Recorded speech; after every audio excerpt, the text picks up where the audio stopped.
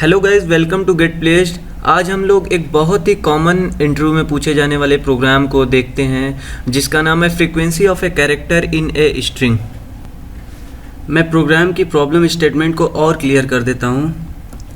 इस प्रोग्राम में हमें इनपुट में एक स्ट्रिंग मिलती है, एक स्टेटमेंट मिलता है और हमें फाइंड आउट करना होता है कि इस स्ट्रिंग में हर एक कैरेक्टर कितनी बार अपीयर हुआ है। जैसे इस स्ट्रिंग में हम देख सकते हैं कि H एक बार आया है और O दो बार आया है, एक बार यहाँ पे आया है और एक बार यहाँ पे आया है। तो हमें एक स्ट्रिंग मिलती है और हमें हर एक कैरेक्टर की फ्रीक्वेंसी, हर एक कैरेक्टर कितनी बार आया है, ये हमें फाइंड आउट करना होता है। जैसा कि हम लोग जानते हैं कि हर स्ट्रिंग इंटरनली एक कैरेक्टर एरे होती है, तो हम लोग किसी भी स्ट्रिंग को इंडेक्स के बेसिस पर एक्सेस कर सकते हैं। मीन्स 0 इंडेक्स पे H होगा, 1 इंडेक्स पे O होगा और 2 इंडेक्स पे W होगा, 3 इंडेक्स पे स्पेस होगा। तो हम लोग किसी भी स्ट्रिंग को कैरेक्टर एरे की तरह ट्रीट कर सकते हैं और इंडेक्स के बेसिस पे उसे एक्सेस कर सकते हैं। इस प्रॉब्लम को सॉल्व करने के लिए मैंने एक दूसरा एरे लिया है जो कि इंटीजर टाइप का है और उसकी साइज़ 26 है और मैंने उसके सारे एलिमेंट को 0 0 0 से इनिशियलाइज़ कर दिया है। अब मैं 0 से 10 तक स्ट्रिंग को स्कैन करूंगा और जैसे ही मुझे कोई कैरेक्टर किसी इंडेक्स पे मिलता है, मैं उस कैरेक्टर की न्यूमेरिकल वैल्यू कैलकुलेट करूंगा और उस न्यूमेरिकल वैल्यू में से एक माइनस करके मैं दूसरे वाले एरे के उसी इंडेक्स पे जाके मैं इंक्रीमेंट कर दूंगा, एक वैल्यू एक इंक्रीमेंट कर दूंगा। मैं एग्जांपल से बताता हूँ। जैसे मैंने H को मैं स्ट्रिंग स्कैन कर रहा था और मुझे H मिला, तो मैं H की न्यूमेरिकल वैल्यू कैलकुलेट करता हूँ। H की न्यूमेरिकल वैल्यू 8 होती है। मैंने 8 में से 1 को माइनस किया तो मेरे पास आया 7। अब मैं दूसरे एरे के 7 इंडेक्स पे जाऊँगा और मैं यहाँ पे 0 को एक इंक्रीमेंट करके 1 कर दूँगा। ओके, तो अब हम लोग एक चीज़ और देखते हैं। हम लोग प्रोग्रामिंग लैंग्वेज में H की वैल्यू 7 कैसे कैलकुलेट करेंगे वो हम लोग देखेंगे। हम लोग इतना जानते हैं पहले से कि किसी भी कैरेक्टर की एक ASCII वैल्यू होती है, तो हम लोग किसी भी कैरेक्टर की ASCII वैल्यू कैलकुलेट कर सकते हैं। जैसे मैं इस इंडेक्स पर गया और मुझे H मिला, तो मैं H की ASCII वैल्यू कैलकुलेट कर सकता हूँ प्रोग्राम से। तो मैंने H की ASCII वैल्यू कैलकुलेट की जो कि 72 आती है। अब मैं 72 में से जब 65 माइनस कर देता हूँ जो कि ASCII वैल्यू होती है कैपिटल A की, तो मुझे 7 मिल जाता है। अब मैं 7 इंडेक्स पर दूसरे वाले एरे में जाऊँगा और एक बढ़ा के यहाँ पे एक इंक्रीमेंट करके 1 कर दूंगा, 0 को इंक्रीमेंट करके 1 कर दूंगा। इसी तरह मैं एक आगे बढ़ता हूँ और पहली इंडेक्स पर पहुँचता हूँ, इंडेक्स नंबर 1 पे पहुँचता हूँ। यहाँ पे मैं O देखता हूँ, यहाँ पे मुझे O मिलता है, तो मैं क्या करता हूँ कि O की ASCII वैल्यू कैलकुलेट करता हूँ। स्मॉल a की ASCII वैल्यू होती है 111 और 111 में से मैं 97 माइनस करता हूँ। 97 होती है स्मॉल a की ASCII वैल्यू, तो मेरे पास 14 आ जाता है। फिर मैं दूसरे वाले एरे के 14 इंडेक्स पे जाता हूँ और मैं वहाँ पे 0 को इंक्रीमेंट करके 1 कर देता हूँ। इस तरह मैं पूरे एरे को, पूरे कैरेक्टर एरे को 0 इंडेक्स से 10 इंडेक्स तक स्कैन करूँगा और मैं उस कैरेक्टर की जो किसी भी इंडेक्स पर होगा उस कैरेक्टर की न्यूमेरिकल वैल्यू निकालूंगा और उस न्यूमेरिकल वैल्यू वाले इंडेक्स पर जाके एक इंक्रीमेंट कर दूंगा। इस तरह जब हम पूरी स्ट्रिंग को 0 इंडेक्स से 10 इंडेक्स तक स्कैन कर चुके होंगे तो हमारे पास जो दूसरा वाला एरे है उसमें ये इन्फॉर्मेशन स्टोर होगी कि कौन सा कैरेक्टर कितनी बार आया है। जैसे अब हम लोग यहाँ पे बता सकते हैं कि 14 इंडेक्स पे अगर 2 है तो इसका मतलब ये हुआ कि O 2 बार आया है हमारी स्ट्रिंग में और A हमारी स्ट्रिंग में 1 बार आया है और E हमारी स्ट्रिंग में 1 बार आया है। इस इंटीजर एरे को देख के हम ये सारी चीज़ें बता सकते हैं कि कौन सा कैरेक्टर कितनी बार आया है। ओके, तो अब मैं सेम अप्रोच को जावा में इम्प्लीमेंट कर रहा हूँ। तो सबसे पहले हमें एक इंटीजर टाइप का एरे चाहिए। तो मैंने एक इंटीजर टाइप का एरे बना लिया और इसकी साइज़ मैंने 26 रख ली। अब हमें एक स्ट्रिंग स्कैन करना है, तो सॉरी न्यू इंट। अब हमें एक स्ट्रिंग स्कैन करना है, तो मुझे स्कैनर क्लास का ऑब्जेक्ट बनाना पड़ेगा। Scanner 80 is equal to new scanner system dot in. अब मैं एक स्ट्रिंग यूज़र से इनपुट लेता हूँ और उसे मैं str नाम के वेरिएबल में रखता हूँ। C dot next.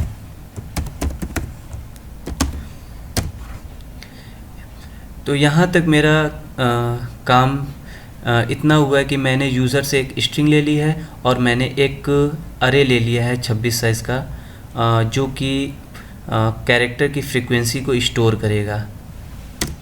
अब मैं एक फॉर लूप चलाता हूँ जो कि कैरेक्टर एरे के शुरू से चलेगा। Int i is equal to 0,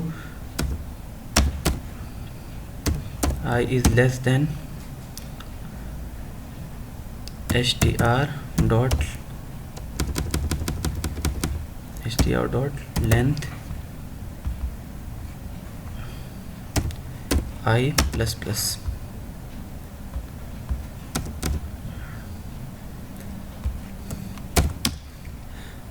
ये लूप कैरेक्टर एरे के 0 इंडेक्स से लास्ट इंडेक्स तक चलेगा। और अब हम लोग कैपिटल कैरेक्टर जो आएगा उसके लिए अब हम लोग कंडीशन लिखते हैं। तो if str dot char at index i is greater than और equal to 65 and str dot char eight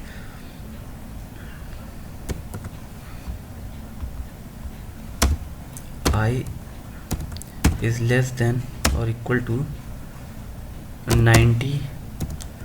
तो हम लोग क्या करेंगे कि इस कैरेक्टर के स्काई वैल्यू में से 65 माइनस करके उस इंडेक्स पे जाएंगे और वहाँ पे एक इंक्रीमेंट कर देंगे वैल्यू एरे ए में।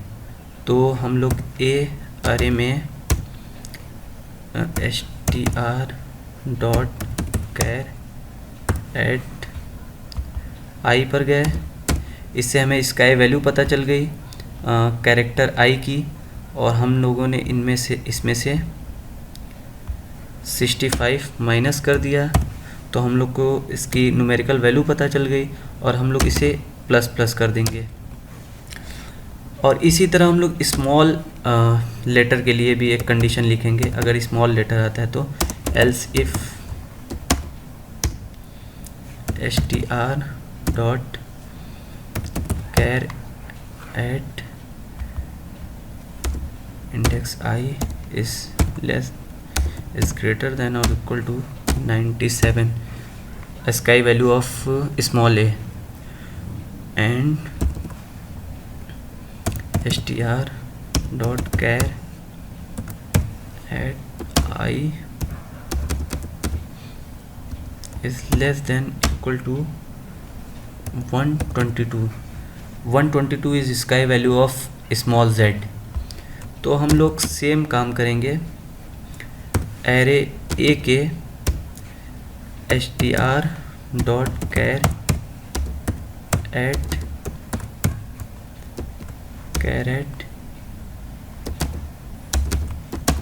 कैरेट आई पे जाएंगे और इसमें से 97 माइनस करेंगे तो हमें न्यूमेरिकल वैल्यू स्मॉल ए की पता चलेगी। यहाँ पे हम लोग प्लस प्लस कर देंगे।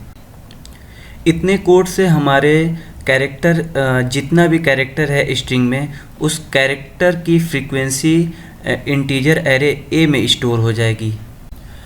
ओके, तो अब हमें इस अरे से हर कैरेक्टर को निकालना है और उस कैरेक्टर की फ्रीक्वेंसी भी निकालनी है। तो हम लोग एक फॉर लूप चलाएंगे। For i is equal to 0 to i is less than 26 i plus plus। और हम लोग प्रिंट करेंगे system dot out dot println Elon,